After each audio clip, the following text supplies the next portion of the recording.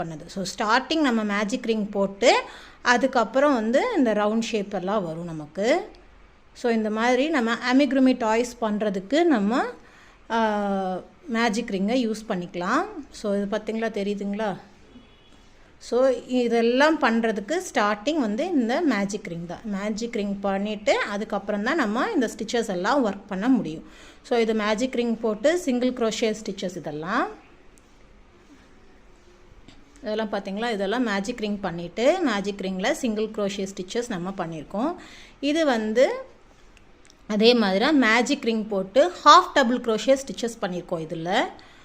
And வந்து இந்த baby had பார்த்திங்கன்னா மேஜிக் ரிங் பண்ணிவிட்டு டபுள் க்ரோஷே ஸ்டிச்சஸ் பண்ணியிருக்கோம். ஸோ உங்களுக்கு தெரியுதுங்களா, இந்த ரவுண்டு இது வந்து டபுள் க்ரோஷே ஸ்டிச் பண்ணியிருக்கோம்.